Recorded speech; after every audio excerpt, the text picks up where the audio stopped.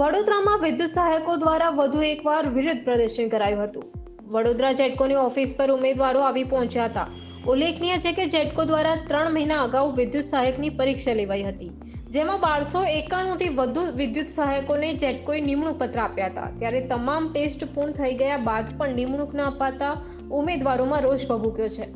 ત્યારે જેટકો કચેરીએ 300થી વધુ ઉમેદવારો સાથે યુવરાજસિંહ જાડેજા પણ આવી પહોંચ્યા હતા અને સમસ્યાનું નિરાકરણ ન આવે તો ગાંધીનગરમાં આંદોલનની ચીમકી ઉચ્ચારી હતી।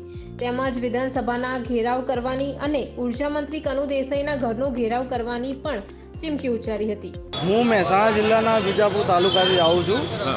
છેલ્લા હું 2 વર્ષથી કંઈ કામ ધંધો નહોતો કરતો, સ્પેશિયલ જીબીની પરીક્ષા માટે તૈયારી કરતો હતો।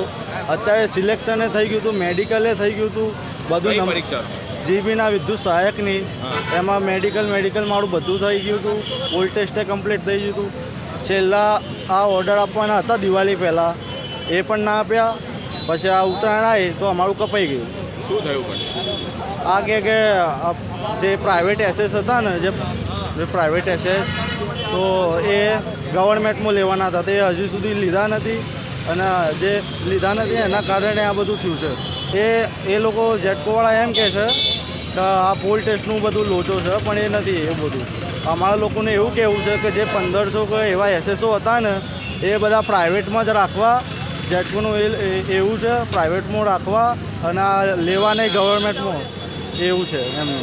અમારી પાસે 2 રસ્તા છે। એક રસ્તો કે અમે ગાંધીનગરની અંદર સત્યાગ્રહ છાવણીમાં આંદોલન કરીશું અને બીજો રસ્તો કે અમે ન્યાયતંત્ર સમક્ષ પણ આની માંગણી કરવાના છીએ। કેમ કે જે તે સમયે જ્યારે એના પોલ ટેસ્ટ લેવામાં આવતો હતો ત્યારે પોલ ટેસ્ટ દરમિયાન વિડીયોગ્રાફી થઈ છે અને એ વિડીયોગ્રાફીમાં અમે સરકારને સ્પષ્ટ દેખાય છે કે ભાઈ વિડીયોગ્રાફી થઈ આ તમામ જે પોલ ટેસ્ટની એમાં વિદ્યાર્થીઓનો ક્યાંય વાંક નથી। જે પણ જ્યાં સ્થાનિક જે કહી શકાય deputy engineer, junior engineer, executive engineer જે હતા એનો વાંક હતો। એટલે અમે સરકારને કહીએ છીએ કે તમારા અધિકારીઓના વાંકે એ વિદ્યાર્થીઓ શા માટે ભોગવે? જો આગળના દિવસોમાં અમારી એટલે કે વિદ્યાર્થીઓની માંગણી સંતોષવામાં નહીં આવે, એની લાગણીને ધ્યાનમાં રાખવામાં નહીં આવે તો યાદ રાખજો કે અમારે વિધાનસભાનો ઘેરાવો કરવો પડે તો પણ અમે પાછા નહીં પડીએ। આદરણીય કનુભાઈ દેસાઈ એટલે કે ઉર્જા મંત્રી જે છે એમના ઘરનો ઘેરાવો કરવો પડે તો પણ અમે પાછા નહીં પડીએ અને સત્યાગ્રહ છાવણીમાં અમારે આંદોલન કે ધરણા પ્રદર્શન કે ભૂખ હડતાલ કોઈ પણ કરવું પડશે। અમે એડી ચોટીનું જોર લગાડીને તમામ મોરચે લડવાના છીએ।